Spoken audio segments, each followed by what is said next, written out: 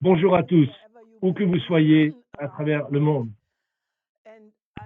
Je veux vous dire, nous faisons cette conférence internationale de l'Institut Schiller avec un appel urgent au maximum de gens possible pour aider à changer la direction dans laquelle la situation politique est en train d'aller aujourd'hui. Nous sommes dans une course, dans une période de temps très courte et même beaucoup plus courte que la plupart d'entre nous puissent l'imaginer, c'est-à-dire une extinction potentielle de la civilisation. Et ce n'est pas très clair d'où viendra le plus grand danger, le danger de guerre nucléaire, le danger d'une pandémie qui devient hors de contrôle avec une conséquence pour une famine au niveau mondial, ou le virus néo-malthusien qui a envahi le cerveau de tant de gens et avec leur volonté de détruire la société industrielle, ou la confrontation géopolitique contre la Chine et la Russie. Donc, le danger de guerre nucléaire, parlons-en. Ce n'est pas un seul des points, c'est pas une seule crise stratégique, c'est l'ensemble des tensions entre les États-Unis, qu'on appelle la politique du Global Britain, de l'Empire britannique, de l'OTAN et de l'Union européenne, contre la Chine et la Russie, qui devient tellement forte que ça pourrait être un élément déclencheur de ce conflit. Ça peut être une crise avec la Russie sur la question de l'Ukraine, qui devient hors de contrôle également, ou vis-à-vis de la Chine sur la question de Taïwan. Et je veux lancer un cri d'alarme aujourd'hui. Même des gens que j'aime pas forcément, comme Henry Kissinger, qui n'a jamais été l'un des amis de notre organisation, pour dire le moins, et qu'il a fait tout même le contraire avec sa politique de sécurité nationale NSSM 200 dans les années 70, quand il était conseiller à la sécurité nationale en 1974, et il était l'ennemi de Lyndon LaRouche, personnellement, et de son mouvement pendant des années. Mais même lui, aujourd'hui, Henry Kissinger, dit que la tension entre les États-Unis et la Chine est devenue si importante pour le monde entier qu'elle pourrait amener à un Armageddon militaire mondial et mettre fin à l'humanité dans une période courte de notre humanité. Voilà, il a dit ça il y a une semaine. Et le bureau du centre de commandement américain, l'amiral Charles Richard, a dit dans un tweet que les États-Unis devaient changer leur doctrine, que l'utilisation de l'arme nucléaire ne doit pas être potentielle et rare, mais devenir une possibilité très réelle. Il a tweeté ça publiquement il y a 2 semaines. Donc, et Peter Beinart a dit que la politique de Biden vis-à-vis de Taïwan est très dangereuse et que nous sommes proches d'une guerre. Parce que les démocrates ont abandonné cette idée de la politique de une Chine l'année dernière en recevant justement les représentants de Taïwan aux États-Unis lors d'une inauguration. Et cet article nous dit clairement les choses. Et Graham Allison, qui a dit que le fameux piège de Thucydide, qui conduit 2 empires à se faire la guerre quand l'un dépasse l'autre, a dit que la Chine serait prête, il a dit lui que la Chine serait plus prête à aller vers la guerre que de perdre Taïwan. Donc voilà où on en est. Voilà ce qui est dit aujourd'hui. Et la Chine, donc on sait que la présence chinoise est très importante dans et autour de Taïwan. Les États-Unis ont très peu de moyens sur place comparé à la Chine, donc elles perdraient la guerre tactique localement, mais que justement la guerre se répandrait à l'échelle internationale par la suite, puisque les États-Unis pourraient faire face au niveau local. Et donc, ce type de guerre conventionnelle serait très très vite dépassé pour dériver vers une guerre thermonucléaire à partir du moment où une seule des bombes serait utilisée. C'est ce qu'a dit Tulsi Gabbard justement avec Tucker Carlson aux États-Unis. Donc publiquement, elle a dit que il y a cette confrontation géopolitique avec la Russie, c'est complètement fou, parce que la Russie a des milliers d'armes nucléaires qui, dans un conflit, toucheraient toutes les villes américaines en moins d'une demi-heure et engendrant la mort partout dans le peuple américain.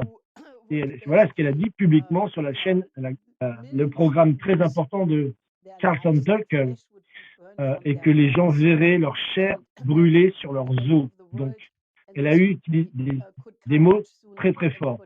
Donc, pour que ces gens-là puissent parler comme ça, c'est que la situation est grave. Donc, Taïwan peut être un déclencheur de cette confrontation internationale, et la question que certains se posent n'est pas si, mais quand. Et pourquoi la Chine est devenue un ennemi? Pourquoi? Parce qu'elle éclipse finalement les États-Unis comme la première puissance économique mondiale. Et le chef du bataillon de Indo-Pacifique, Williamson, a dit que nous devons nous préparer à gagner cette confrontation. Et que cette compétition va se transformer en conflit contre la Chine. Et John Aquilino, qui va remplacer Davidson justement au poste de commandement Indo-Pacifique, il a dit que nous n'avions jamais été aussi près d'une confrontation dans la région. Et l'ancien conseiller à la sécurité nationale de Trump a dit que nous sommes dans un temps très dangereux. Parce qu'il va y avoir le congrès du Parti communiste, l'anniversaire des 100 ans du PCC chinois. Donc, voilà qui renforce encore les tensions. Donc, il y a toute cette question, justement, de redévelopper des missiles à longue portée qui peuvent aller atteindre partout le territoire chinois, qui est discuté entre les ministres des Affaires étrangères. Donc, voilà un des éléments comme Taïwan qui peut être un déclencheur d'une guerre mondiale. Mais vous avez aussi l'Ukraine. Avec les développements actuels en Ukraine, vous avez une escalade au cours des dernières années, d'une diabolisation totale du président Poutine, en particulier sur la question de la Crimée, et qui est devenu russe après le coup d'État en Ukraine.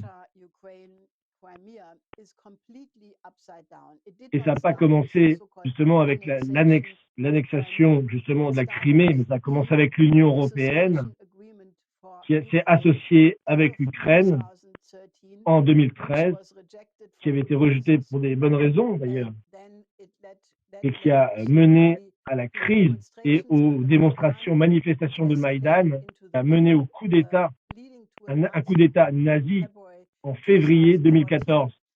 Et en conséquence de cela, avec laquelle était organisée par Victoria Nuland, qui était au département de la Défense, et les gens de la Crimée ont voté par référendum pour rejoindre la Russie. Donc ça a été tout à fait démocratique.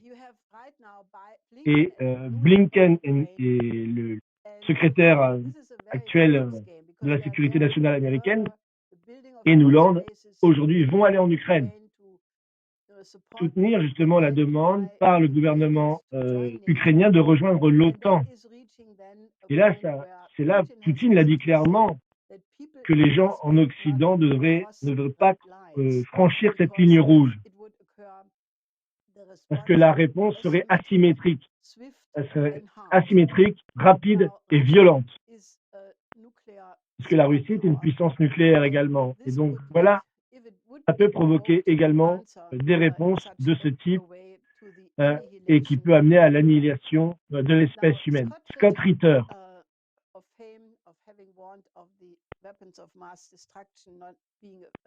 qui avait révélé que les armes de destruction massive étaient une supercherie, une fraude en Irak,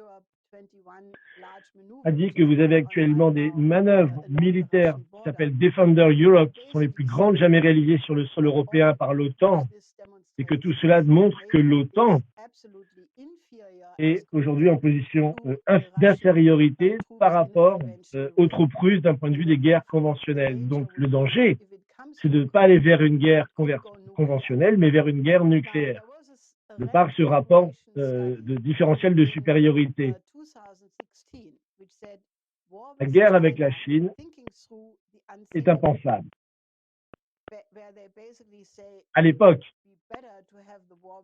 et certains ont dit qu'il valait mieux avoir la guerre avec la Chine maintenant, parce que dans 10 ans, la Chine sera encore plus avancée et elle aura 10 fois plus de chances de gagner la guerre que nous. Donc c'est la Rand Corporation qui avait publié une publication en 2019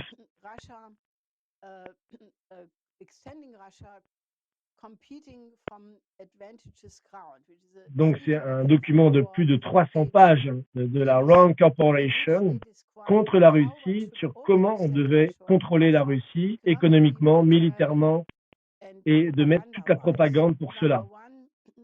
Donc faire une guerre économique d'abord, ça c'est le point numéro 1. Bloquer leurs exportations, l'exportation de gaz naturel, bloquer la production des pipelines comme Nord Stream 2, augmenter les sanctions, et augmenter aussi la formation des gens pour la propagande, contrôler l'Ukraine, fournir des armes aux rebelles en Syrie et augmenter le coût des interventions de la Russie dans le Caucase, en Moldavie et ailleurs. Discréditer les processus électoraux en Russie, comme avec Navalny par exemple. Ne pas les lâcher d'une semaine. Pousser à la révolution de couleur en Russie. Construire des bases permanentes avec des missiles très importants aux frontières de la Russie. Provoquer la Russie à s'engager dans une course à l'armement. Voilà cette étude, 350 pages pour ça. C'est exactement le scénario de ce qui s'est passé justement depuis 2 ans, puisque ce rapport a été publié, comme je l'ai dit, en 2019. Et cette conférence, c'est pour ça que nous lançons cet appel et nous rejoignons l'appel du cardinal Sénari de Syrie, où il a lancé un appel très important qui a circulé, disant que, avec comme résultat de 10 ans de guerre, les États-Unis se sont alliés avec Al-Nusra, Al-Qaïda, Daesh, avec le but de renverser le gouvernement légitime de Syrie, la pandémie et les sanctions du César Act. Aujourd'hui, 90% de la population syrienne sont en dessous du seuil de pauvreté.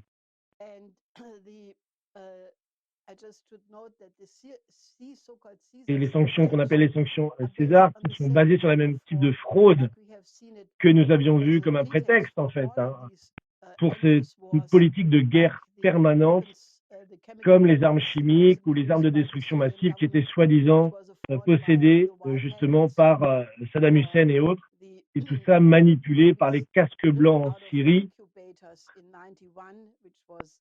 Ça a été des mensonges après les armes de destruction massive, le fait que Bachar el-Assad aurait bombardé des gaz contre sa propre population. Tout ça s'est révélé être purement et simplement des mensonges. Donc ces sanctions unilatérales, comme ces sanctions César, sont d'un point de vue international complètement illégales. Et on va en entendre, M. Kushner nous en parlera prochainement. Donc ce type de sanctions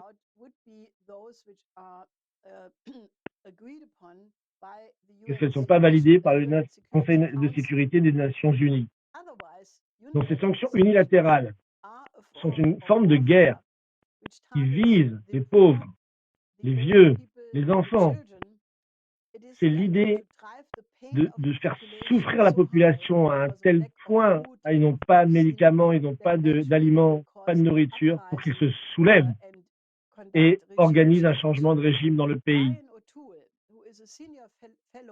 Les gens du Concile Atlantique, qui était l'ancien d'ailleurs conseiller qui a travaillé pour la CIA, ancien conseiller du secrétaire au Trésor, a dit que c'était justement des guerres économiques. C'est une stratégie pour augmenter l'acceptabilité justement de la souffrance des peuples à endurer toutes ces souffrances.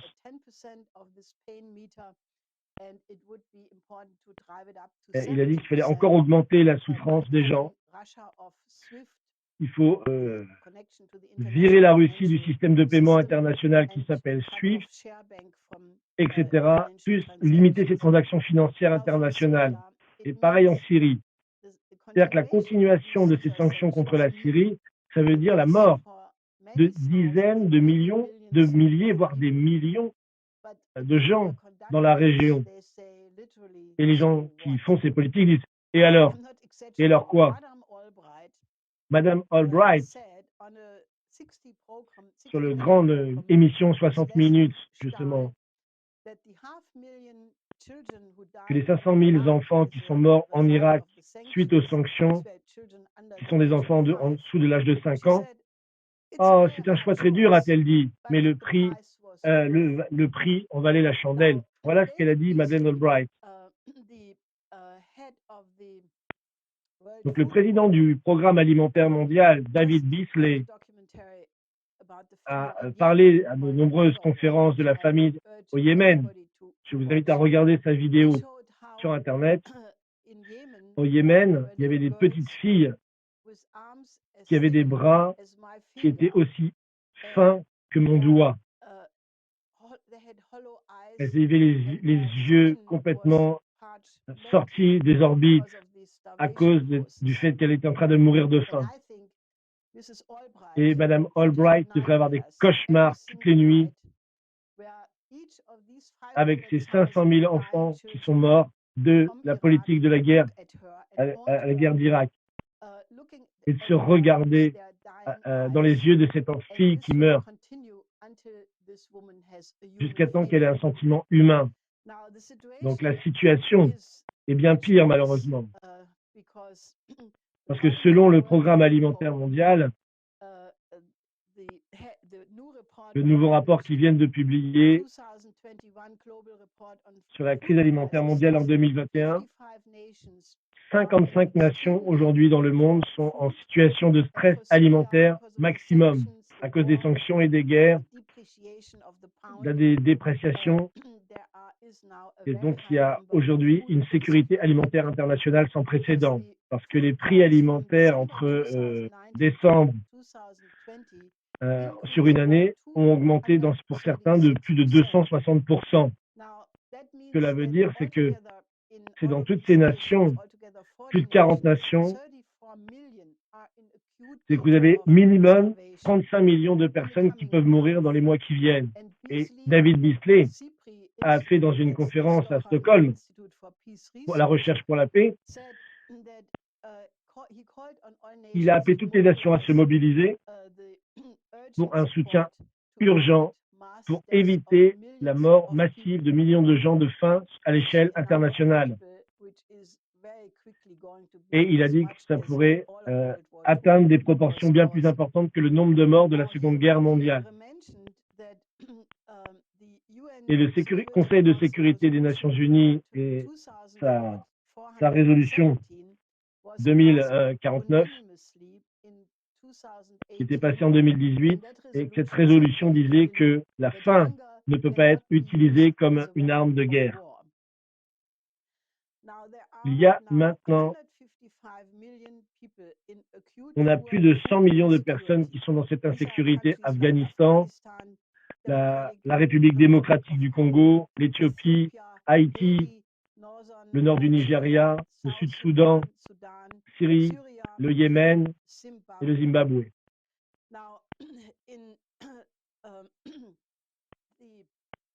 Plus la Covid-19, de la pandémie en Inde, comme on l'a vu là récemment, a officiellement, il y a déjà eu plus de 200 000 morts. Et selon certains experts, c'est 5 à 10 fois plus qui peuvent arriver. Parce qu'on ne compte pas tous les morts et on ne sait pas vraiment les gens qui meurent dans les milieux ruraux et tout ça.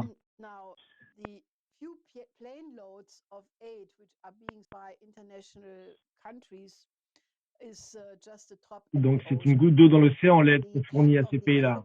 Le CDC, le Centre de contrôle et de prévention de maladies africain, le président a dit qu'il était horrifié justement de si la situation en Inde pouvait arriver, si elle arrivait en Afrique, ce serait évidemment une catastrophe. Ils ne sont pas prêts, ils n'ont pas de vaccin, ils n'ont pas de système sanitaire, ils n'ont rien pour faire face à ça.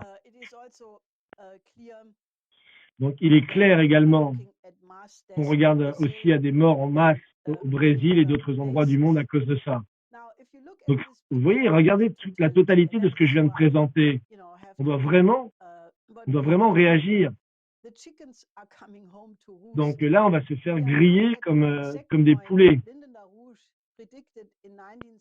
En 1971, quand Nixon a mis fin au système de Bretton Woods et changé le système monétaire et financier international, M. Lyndon LaRouche, à l'époque, a dit que si on continue comme ça avec cette politique, nous arriverons à un point où nous serons face avec un danger de nouvelle dépression économique, des dangers de guerre et le danger d'un nouveau fascisme.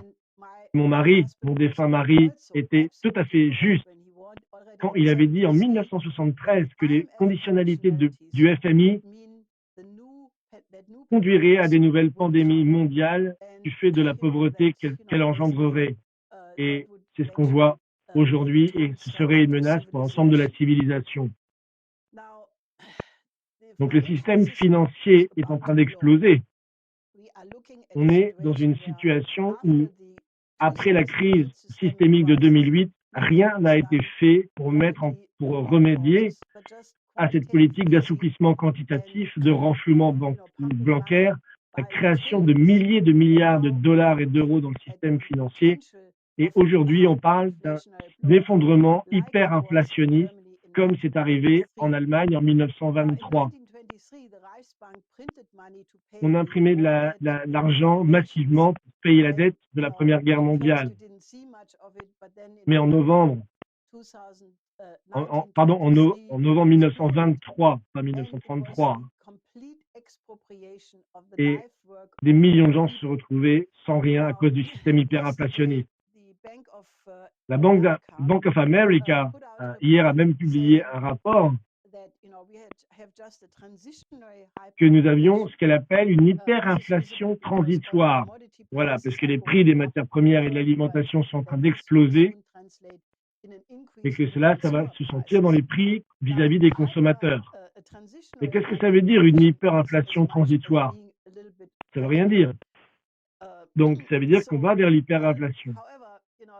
Et cette hyperinflation est le résultat absolument légitime de toutes ces politiques spéculatives de la période passée. Et tout le monde le sait. Et c'est la vraie raison de pourquoi ils essaient de créer une nouvelle grosse bulle, la plus grosse des bulles, avec la grande réinitialisation, ce qu'on appelle le grand reset, avec la décarbonisation de l'économie mondiale, le Green New Deal, la nouvelle donne verte, cette illusion que si dans les 10 prochaines années, on peut recréer 60 000 milliards de dollars dans le système, alors on pourra peut-être le sauver et s'en sortir. Mais ça veut dire un transfert de richesse énorme des pauvres vers les riches. Voilà ce que ça veut dire réellement. Ça, c'est à l'horizon aujourd'hui, parce que l'Union européenne est en train de mettre en place cette politique de nouvelle donne verte, Biden aussi, et c'est une politique de désindustrialisation des pays avancés, développés, et pour les pays non développés, ça veut dire encore plus de morts, en plus de la crise actuelle qui est en cours, puisqu'ils ne pourront pas se développer. Donc, Mr. Singh, qui est le ministre du Travail indien, a dit que, bon, le New Deal vert, oui, pour les pays développés, mais pas pour les pays pauvres ou les pays non développés, et ni l'Afrique en particulier, parce que des millions d'Africains n'ont même pas encore accès à l'électricité. Donc, et ça, moi, je dis, ça veut dire une réduction massive de la population. Et c'est clair que c'est l'intention de ces gens-là.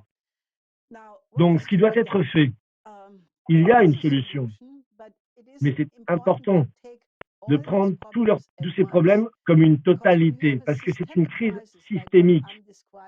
Ce n'est pas différents éléments. On ne peut pas résoudre un problème ici, résoudre un peu un problème là. Non, on doit apporter un système complètement différent. Le président Poutine, en janvier 2020, a appelé à un meeting d'urgence des 5 membres du Conseil de sécurité de l'ONU. Et je pense que c'est ce qui doit être fait absolument maintenant. Un tel sommet doit être appelé à cause du danger de troisième guerre mondiale, de la pandémie qui est hors de contrôle, de la famine mondiale, le danger d'un système financier qui est en train d'exploser. Et basiquement, doit être amené immédiatement à la mise en place du programme suivant. La seule manière de stopper la pandémie et les pandémies futures, c'est de créer un système sanitaire mondial moderne dans chacun des pays de cette planète. Parce que si vous n'avez pas, même si vous n'arrêtez pas la pandémie dans un des pays les plus pauvres du monde, ça va revenir. Il y aura des variants, des mutations, et qui rendra obsolètes les vaccins qui ont été produits et distribués aujourd'hui au niveau mondial. Donc, il y a une course contre la montre. Donc, ce qu'on doit faire, c'est que chaque pays sur cette planète doit être fait ce qui a été fait à Wuhan. Construire des hôpitaux massivement, rapidement, mettre tous les ingénieurs, les personnels de santé mobilisés massivement pour construire ces hôpitaux justement modernes, avec justement une formation accélérée, qualifiée, accès à l'eau potable pour tous, parce que les 2/3 de la population mondiale n'a pas accès à l'eau potable. Donc l'électricité partout, les infrastructures. Donc la construction d'un système de santé moderne au niveau international dans chaque pays doit être le début justement, mettre fin au sous-développement justement chronique sur la planète, et ça pour leur bien. On doit avoir aussi un programme de réduction, de disparition de l'extrême pauvreté, comme Roosevelt l'a fait au moment où il a fait le nouveau Bretton Woods. Non, le Bretton Woods, où les gens mouraient aux États-Unis. Donc on a besoin de ça également.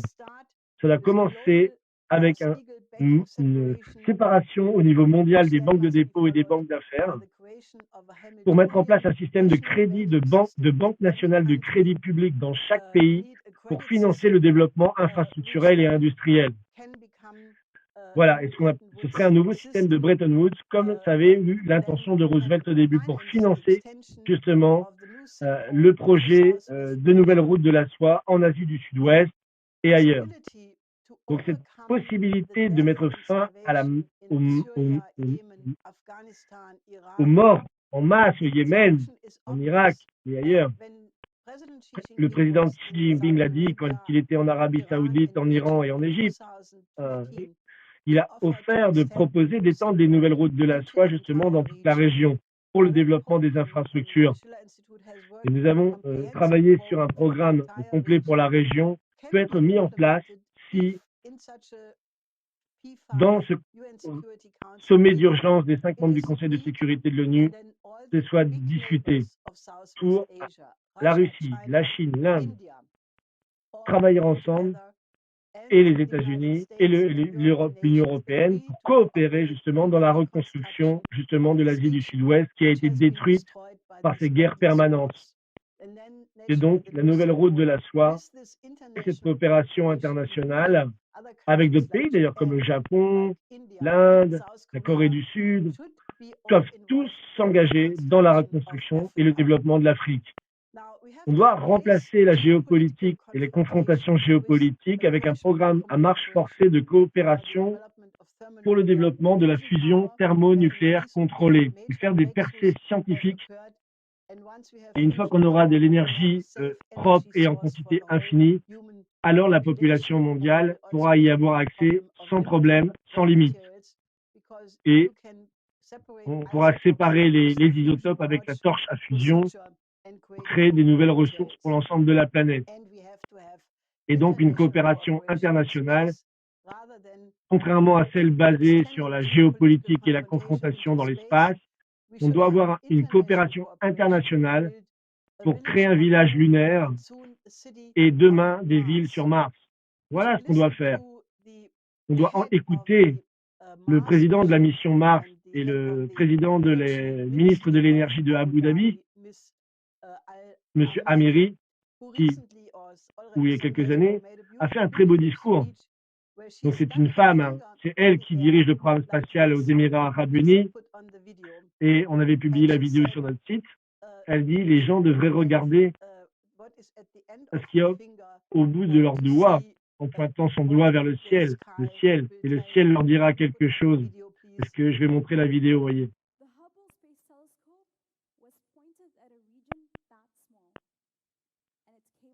Regardez, si on regarde vers le ciel, cette image, c'est des points de lumière.